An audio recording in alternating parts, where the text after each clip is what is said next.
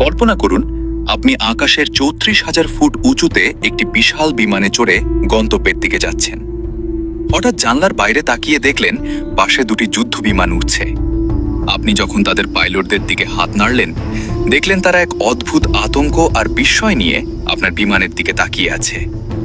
কারণ আপনার বিমানের ভেতর আপনি ছাড়া বাকি ১২০ জন মানুষই এক গভীর ঘুমে আচ্ছন্ন। এমনকি ককপিটে থাকা পাইলটদেরও কোনো সাড়া নেই। বিমানটি কারো নিয়ন্ত্রণ ছাড়াই চলছে বাতাসের ওপর ভর করে। শুনতে কোনো ভৌতিক সিনেমার গল্প মনে হলেও ২০০৫ সালের ১৪ আগস্ট ঠিক এই ঘটনাই ঘটেছিল সাইপ্রাসের হেলিওস এয়ারওয়েজ ফ্লাইট ৫২২-এর সাথে। আজকের ভিডিওতে আমরা জানব আকাশপথের ইতিহাসের সবচেয়ে রহস্যময় এবং হৃদয় বিদারক সেই দুর্ঘটনার কাহিনী, যা আজও মানুষের মনে শিহরণ জাগিয়ে তোলে।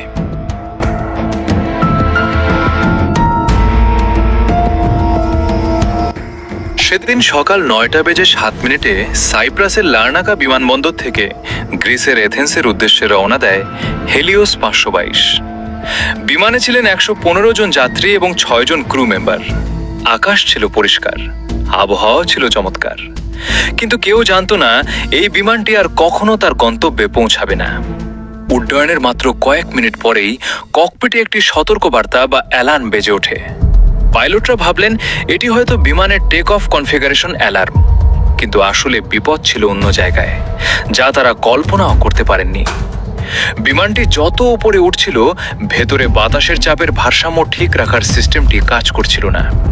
এর কারণ ছিল মাত্র একটি ছোট সুইচ। উড্ডয়নের আগের রাতে যান্ত্রিক পরীক্ষার সময় ইঞ্জিনিয়াররা বিমানের প্রেসারাইজেশন সিস্টেমটি ম্যানুয়াল মোডে রেখেছিলেন, কিন্তু পাইলটরা উড্ডয়নের আগে সেটি অটো মোডে নিতে ভুলে যান। বিমান যখন ১২,০০০ ফুট উচ্চতা ছাড়িয়ে যায়, তখন ভেতরে অক্সিজেনের মাত্রা দ্রুত কমতে থাকে। শুরু হয় এক নিঃশব্দ মরণ খেলা। অক্সিজেনের অভাবে পাইলটদের মস্তিষ্ক কাজ করা বন্ধ করে দেয়, যাকে বিজ্ঞানের ভাষায় বলা হয় হাইপক্সিয়া। পাইলটরা বিভ্রান্ত হয়ে পড়েন এবং দ্রুত জ্ঞান হারিয়ে ফেলেন। এদিকে ১৮,০০০ ফুট উচ্চতায় পৌঁছালে যাত্রীদের জন্য অক্সিজেন মাস্কগুলো অটোমেটিক নিচে নেমে আসে। যাত্রীরা বুঝতে পারছিলেন কিছু একটা ভুল হচ্ছে, কিন্তু পাইলটদের কাছ থেকে কোনো ঘোষণা আসছিল না। মাস্ক থেকে পাওয়া অক্সিজেন মাত্র ১২ থেকে ১৫ মিনিট স্থায়ী হয়। সেই সময় পার হওয়ার পর বিমানের ভেতরে শুরু হয় এক নিস্তব্ধতা। একে একে সব যাত্রী অক্সিজেনের অভাবে অচেতন হয়ে পড়েন। বিমানটি এখন পুরোপুরি অটো পাইলট মোডে এথেন্সের দিকে এগিয়ে যাচ্ছে। ভেতরে ১২১ জন মানুষ এক অদ্ভুত মরণ ঘুমে আচ্ছন্ন, আর বিমানটি হয়ে উঠেছে এক উড়ন্ত কফিন। এথেন্স কন্ট্রোল রুম থেকে বারবার যোগাযোগের চেষ্টা করেও কোনো সাড়া পাওয়া যাচ্ছিল না।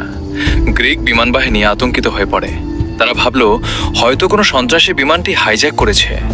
পরিস্থিতি খতিয়ে দেখতে দুটি F-16 যুদ্ধ বিমান পাঠানো হয়। যুদ্ধ বিমানে পাইলটরা যখন হেলিওস ৫২২-এর জানালার খুব কাছে পৌঁছান, তখন তারা যা দেখেছিলেন তা দেখে তাদের রক্ত হিম হয়ে গিয়েছিল। তারা দেখেন যাত্রীরা সবাই মাস্ক পরা অবস্থায় সিটে হেলে পড়ে আছেন, কারণ নড়াচড়া নেই। ককপিটে গিয়ে দেখেন কো পাইলট সিটে অচেতন হয়ে পড়ে আছেন, আর প্রধান পাইলটের সিটটি একদম খালি।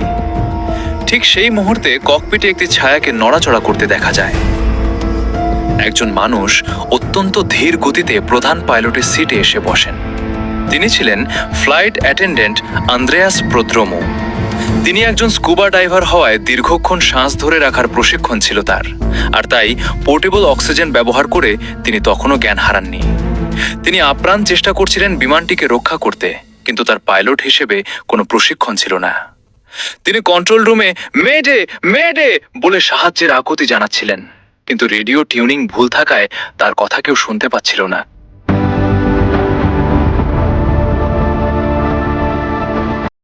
১২:০৪ বিমানের জ্বালানি পুরোপুরি শেষ হয়ে যায়। একে একে দুটি ইঞ্জিনই বন্ধ হয়ে যায়। আন্দ্রেয়াস শেষ চেষ্টা হিসেবে বিমানটিকে লোকালয় থেকে দূরে সরিয়ে নিয়ে যাওয়ার চেষ্টা করেন। শেষ পর্যন্ত অ্যাথেন্স থেকে কিছুটা দূরে গ্রামাটিকো পাহাড়ের গায়ে প্রচণ্ড গতিতে আছড়ে পড়ে হেলিওস ৫২২। মুহূর্তের মধ্যে ১২১ জন আরোহীর প্রাণস্পন্দন চিরতরে থেমে যায়। পরবর্তীতে তদন্তে দেখা যায় বিমানটি আছড়ে পড়ার সময়ও আরোহীরা জীবিত ছিলেন, কিন্তু তারা সবাই ছিলেন অচেতন, অর্থাৎ তারা তাদের মৃত্যু বা দুর্ঘটনার কথা টেরও পাননি। স্রেফ একটি ছোট সুইচের ভুল পজিশন আর পাইলটদের সামান্য অসতর্কতা কেড়ে নিয়েছিল শত শত প্রাণ। হেলিওস ফ্লাইট 522-এর এই ঘটনা আমাদের মনে করিয়ে দেয় যে প্রযুক্তির চরম উন্নতির যুগেও মানুষের একটি সামান্য ভুল কত বড় ট্র্যাজেডি বয়ে আনতে পারে। এটি শুধু একটি বিমান দুর্ঘটনা নয়, এটি ছিল আকাশপথে মানুষের অসহায়ত্বের এক করুণ মহাকাব্য। আন্দ্রেয়াস প্রোড্রোমো হয়তো বিমানটিকে বাঁচাতে পারেননি, কিন্তু শেষ মুহূর্ত পর্যন্ত তার লড়াই তাকে আকাশপথের ইতিহাসে এক বীরের মর্যাদা দিয়েছে। এই রহস্যময় এবং হৃদয় বিদারক কাহিনীটি আপনার কেমন লাগলো কমেন্ট করে আমাদের জানান। আর এমন সব ইনফরমেটিভ ও রহস্য ঘেরা ভিডিও পেতে আমাদের চ্যানেলটি সাবস্ক্রাইব করে সাথেই থাকুন। দেখা হবে পরবর্তী ভিডিওতে। ততক্ষণ ভালো থাকুন, সাবধানে থাকুন। ধন্যবাদ।